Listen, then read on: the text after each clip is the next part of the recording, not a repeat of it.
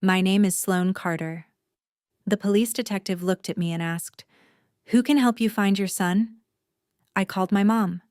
No answer. My dad. No answer. My sister. Straight to voicemail. My 9-year-old son Milo had vanished after soccer practice. 3 hours later, I discovered my family hadn't missed my calls. They had silenced their phones. So my sister Cameron's gender reveal wouldn't be interrupted. I thought that was the worst betrayal imaginable. Then Milo came home and told police one sentence. That changed everything. Wednesday started like every other school day. Nothing felt unusual. Nothing felt wrong. My 9-year-old son Milo had soccer practice after school, and he couldn't stop talking about the game his team had scheduled that weekend. He was convinced he was finally going to score his first goal. Before running toward the field, he turned around, flashed that goofy smile I loved so much, and yelled, "Love you, Mom. Don't be late." I laughed and waved. I wouldn't miss it for the world. I had no idea those would be the last words I'd hear from him for the next several terrifying hours. Practice ended at 5:30. I pulled into the school parking lot 7 minutes later. Parents were packing up lawn chairs. Kids were laughing as they climbed into their parents' cars. The field was almost empty, but Milo wasn't standing beside the equipment shed where he always waited for me. At first, I wasn't worried. He was always talking to teammates after practice. I checked the benches, the water fountain, the restroom. Nothing. Then Coach Mason Reed started walking toward me. One look at his face made my stomach sink. "Sloane." Coach Mason stopped a few feet away. His voice sounded uncertain. "I thought Milo had already left." I stared at him. "What do you mean, left?" He rubbed the back of his neck. "I saw him walk away with someone." My heart instantly started racing. "A parent?" Coach hesitated. "I assumed it was family." That one sentence changed everything, because Milo knew one rule better than anything: never leave with strangers. Which meant whoever took him wasn't a stranger. Coach Mason and I searched the field together. Every corner, every bench, every gate. Then he suddenly stopped walking. "Sloane." He pointed toward the fence. Milo's backpack was leaning against the chain-link fence exactly where practice had ended. His homework folder was still inside. His water bottle was untouched. Even his favorite blue hoodie was folded neatly on top. I picked it up with shaking hands. Milo never went anywhere without that backpack. Never. Something was terribly wrong. I pulled out my phone. Called Milo. Straight to voicemail. Again. Voicemail. Again. Nothing. His phone had been fully charged when I dropped him off. I knew because he'd shown me a funny soccer video during the drive. Then I noticed my hands. They were shaking so badly I almost dropped my phone. For the first time, real fear settled into my chest. Inside the school office, Principal Janelle Brooks immediately opened the dismissal records. She clicked through several screens. Then her expression changed. "Sloane." She turned the monitor slightly toward herself. "It says Milo was picked up." My heart stopped. "By who?" She frowned. "The system shows he left with an authorized family pickup." I stared at her. "I didn't authorize anyone today." The room suddenly became very quiet. As the principal called district security, another parent slowly walked over. "I think I saw your son." Every head turned toward him. He got into a gray SUV. I swallowed hard. Was he upset? The man shook his head. No. He smiled. Then he added something that still haunts me. He looked like he knew the woman. That terrified me even more. Because Milo didn't trust strangers. Someone had convinced him they were safe. Within 20 minutes, patrol cars surrounded the school. Then Detective Nora Ellis arrived. She introduced herself calmly, asked detailed questions, and never once tried to give me false hope. After listening carefully, she looked directly at me. "Sloane, who can help us search?" Without thinking, I grabbed my phone. My parents were Milo's emergency contacts. If anyone could help, it was them. I called my mom first. One ring. Then her phone switched to Do Not Disturb. Strange. I immediately called my dad. Exactly the same thing. One ring. Silence. Then, Do Not Disturb. Now I was scared for a different reason. I called my younger sister Cameron. Straight to voicemail. Again. Voicemail. Again. Nothing. 3 phones? 3 people. Not one answer. That couldn't be a coincidence. Desperate, I opened our family group chat. My fingers barely worked. Please answer. Milo is missing. Call me now. The message delivered instantly. I watched the screen. 1 minute, 2 minutes, 5 minutes. Nobody replied. Not my mom, not my dad, not Cameron, not even relatives who were usually online every few minutes. As Detective Nora organized search teams and officers spread across the neighborhood, I stood there staring at my silent phone. I didn't know it yet, but my family wasn't ignoring me because they hadn't seen my messages. Someone had already told them not to answer me. Detective Nora didn't waste a second. Within minutes, officers were checking nearby streets, security cameras, and traffic intersections. Then she asked me something I wasn't prepared for. Sloan, is there anyone who would want to take Milo? I immediately shook my head. No. I had no custody battle, no dangerous ex, no family feuds. At least, that's what I believed at the time. Principal Janelle Brooks handed Detective Nora Milo's emergency contact file. My name, my parents, then my sister Cameron. Nothing unusual. Until Detective Nora asked, "Have you spoken to any of them tonight?" I swallowed hard. No. My parents won't answer. My sister won't either. Detective Nora looked at me for a long second, then quietly wrote something in her notebook. That made me even more nervous. I refused to give up. I called my mom again. Straight to voicemail, then Dad. Nothing. Finally Cameron, still nothing. I sent another text. Please. This isn't about us. Milo is missing, delivered. Read by nobody. Or at least, that's what I thought.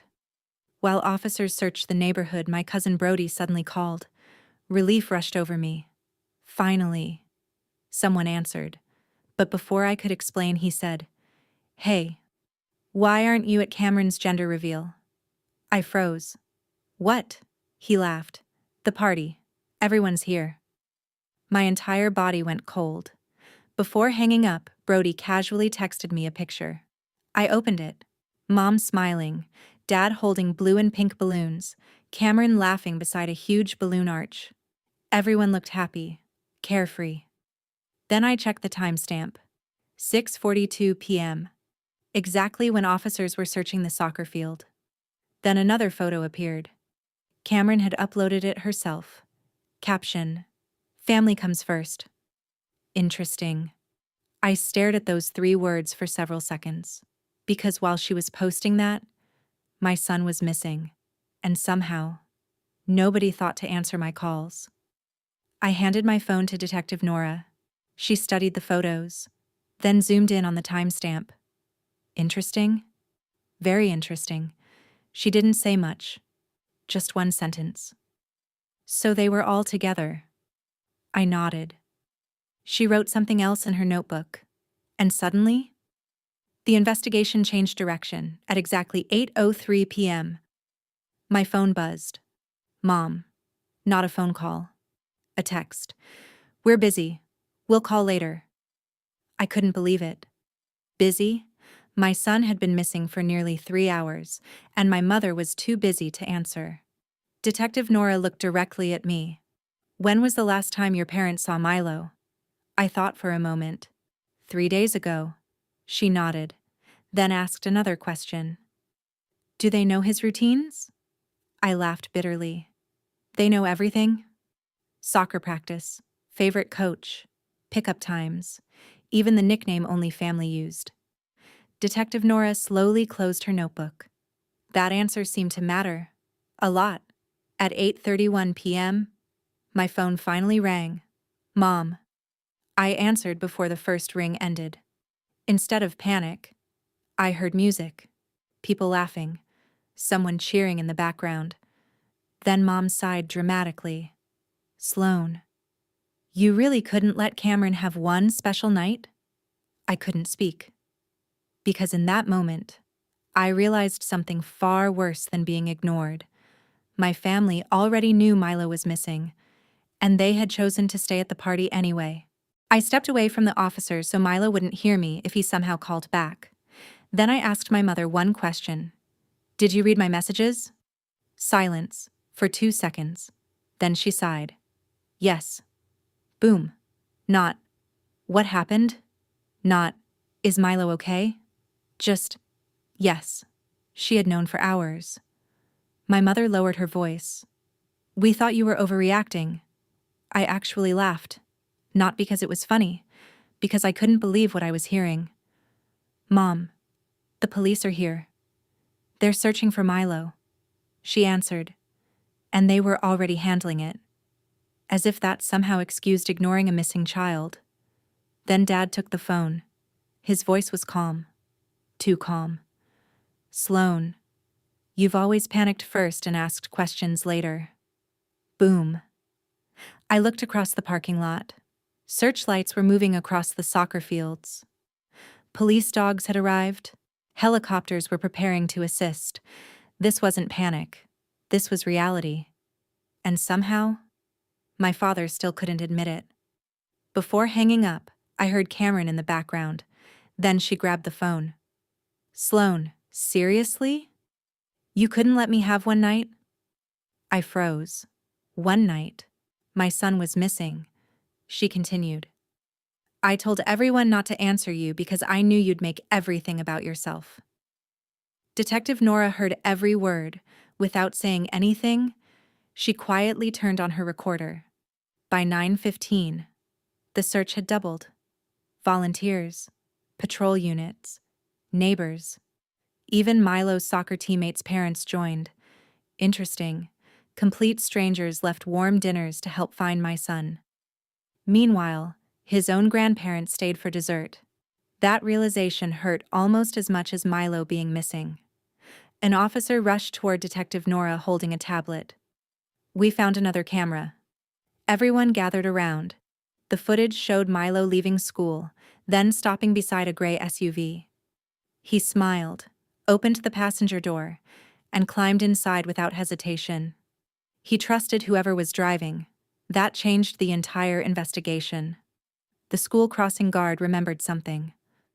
The woman rolled down the window. She said, Milo Bear, your mom had an emergency. I stopped breathing. Milo Bear. Only family called him that. Not teachers, not neighbors, not coaches. Family. Detective Nora looked directly at me. Who uses that nickname? I already knew the answer. At 10:07 p.m., every police radio suddenly became active. Officer voices, addresses, movement. Then Detective Nora's phone rang. She answered, listened, then looked at me. We found him. My knees nearly gave out. He was alive, cold, scared, alone, waiting outside a locked community center nearly 15 miles away. I reached Milo before the ambulance finished checking him. He ran into my arms so hard we both almost fell. He was shaking, crying. I waited where she told me. I pulled back gently. What woman? He sniffled. The nice lady. She said Grandma told her to pick me up because you got hurt. Boom. Every officer around us stopped writing. Detective Nora knelt beside Milo. You did great, buddy. Can you remember anything else? Milo thought quietly, then whispered. She knew Coach Mason's name. Pause. And she called me Milo Bear. Silence. Pure silence. Because now Detective Nora knew exactly what I knew. Whoever took my son hadn't guessed those details. Someone close to my family had given them away. And suddenly, my family wasn't just guilty of ignoring my calls. They had become part of the investigation. By the time we got home, it was almost 2 in the morning. Milo refused to let go of my hand. Not for a second. I tucked him into bed, but every few minutes he looked toward the bedroom door. "You're staying here, right?" I sat beside him and nodded. "I'm not going anywhere." Only after he finally fell asleep did I allow myself to cry. But the next morning, the investigation continued. The following morning, Detective Nora called. The school district approved our emergency request. Within an hour, she had copies of Milo's school portal activity. Every login, every change, every device. Then she looked at one entry and quietly said, "Here it is." 3 weeks before Milo disappeared, someone had updated Milo's authorized pickup information. The login hadn't come from the school. It had come from one location: my parents' home Wi-Fi. The investigation had officially changed. That afternoon, Detective Nora received another update. The phone company had released emergency location records. One phone immediately stood out: Tessa Quinn's. According to the report, her phone left the gender reveal at 6:18 p.m., then returned at 6:58 p.m. Almost exactly the same window when Milo disappeared. Nobody said anything, but everyone in the room understood what that meant. Later that evening, Detective Nora gently spoke with Milo again. "You've been very brave. Do you remember anything else?" Milo closed his eyes for a moment, then quietly said, "She called me Milo Bear." Detective Nora wrote the nickname into her notebook, then calmly asked, "Who usually calls him that?" I answered without hesitation, "Only family." She didn't accuse anyone. She simply nodded. That detail suddenly mattered far more than any of us realized.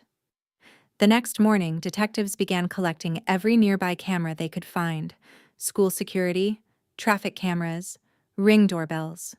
Hours later, one video finally caught their attention. A gray SUV driving away from the school. The license plate wasn't completely visible. Only a few numbers could be read. But it was enough. Police immediately began narrowing down possible vehicles. For the first time, they had something real to follow. By late afternoon, the investigation started fitting together. GPS records, traffic cameras, phone locations. Every report pointed in the same direction. Tessa's phone traveled from the party to the school, then toward the community center, before returning to the gender reveal. This wasn't a guess anymore. It was a documented timeline. Detective Nora spread several reports across the conference table: party timestamps, phone GPS, Ring doorbell footage, community center surveillance, one by one. Each timestamp lined up with the next. No assumptions, no theories, just evidence. The more the timeline came together, the smaller the list of possibilities became. 2 days later, Detective Nora called again. "We recovered part of the cloud backup." After receiving legal authorization, investigators restored several deleted messages. One text from Cameron read, "Just keep Sloan busy." Another reply from Tessa said, "I'll bring him back."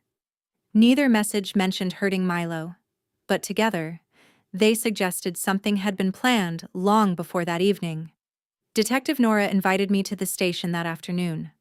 On the investigation board, every piece of evidence had been pinned together: school portal records, home Wi-Fi logs, phone GPS, Ring doorbell footage, recovered messages, Milo's statement. One by one, every timeline connected. Nobody had reached a final conclusion yet, but for the first time, the evidence was pointing in the same direction. And Detective Nora quietly looked at me. "I think we're finally seeing the whole picture." 2 days later, Mom called.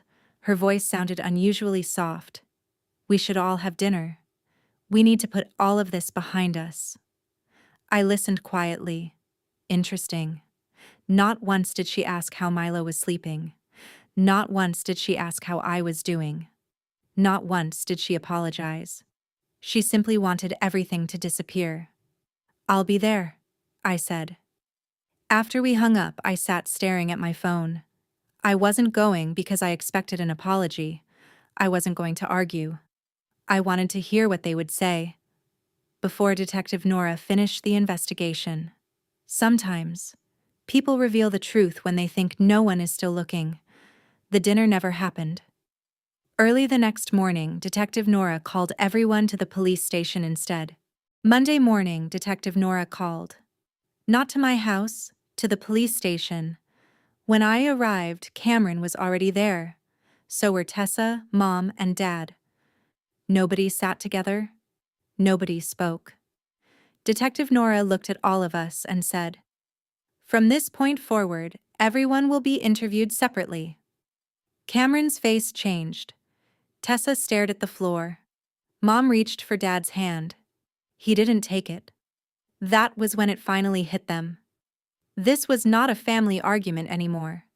Cameron denied everything at first. She said she never meant for Milo to get involved. She said I was twisting things. Detective Nora placed printed messages on the table. School portal logs, home Wi-Fi records, GPS records, deleted texts. Then she pointed to one message. "Explain this." Cameron stopped talking. Her mouth opened once, then closed. Finally, she whispered, "I never wanted Milo hurt." Detective Nora didn't blink. Cameron started crying. It was only supposed to delay Sloan. And there it was. The first real truth. Tessa lasted longer. At first she said she went out for air, then gas, then coffee. Each answer changed. Detective Nora showed her the ring footage, then the GPS route, then the recovered messages. Tessa broke quietly. No screaming, no drama, just a tired whisper. "Cameron told me Milo would be safe." My chest tightened. Tessa wiped her face and said, "She said Sloan would panic, leave everything, and come to the party." That was the plan. For the first time, I finally understood what they had been trying to do. Mom's interview was different. No yelling, no defense, just shame. Detective Nora asked why she ignored my calls. Mom looked down and said, "I thought Sloan was trying to ruin another family event." My stomach turned. Dad sat in another room. When Nora asked him the same question, he didn't lie. I kept seeing her calls. Then his voice broke. I should have answered. That was all. No speech, no excuse, just the truth. And somehow, that hurt more. By evening, Detective Nora called me into a small office. She laid the case out simply. School portal records, parents' home Wi-Fi, phone, GPS ring footage, deleted messages. Milo's statement. Every piece pointed in the same direction. "The evidence strongly suggests this was planned." She paused. "The evidence is consistent with Cameron coordinating it and Tessa carrying it out." My parents' decisions that night were also part of the investigation. Detective Nora closed the file. "The investigation will move forward." I nodded, but I didn't feel victorious. Because evidence could explain what happened, it could never explain why they chose it. The investigation moved quickly after that. Cameron returned with her attorney. Tessa gave a full written statement. Neither woman was handcuffed. Neither was dragged away. Real life wasn't like television. Detective Nora later explained that the district attorney would decide whether criminal charges would be filed. But one thing had already changed. The lies were over. No one could pretend Milo had simply wandered away. What happened that night now had names, actions, evidence, and consequences. The following morning, I walked into Milo's school. Principal Janelle Brooks was already waiting for me. Without saying much, she opened Milo's emergency file. My parents, removed. Cameron, removed. Every previous pickup authorization, revoked. Then she printed one final document for me to sign. "Our policy has been updated," she said gently. No child will ever be released without verified parent authorization. For the first time since Milo disappeared, I finally felt like he was safe. 6 months slowly changed everything. Therapy helped. Soccer helped. Routine helped. The nightmares became less frequent. Milo laughed again.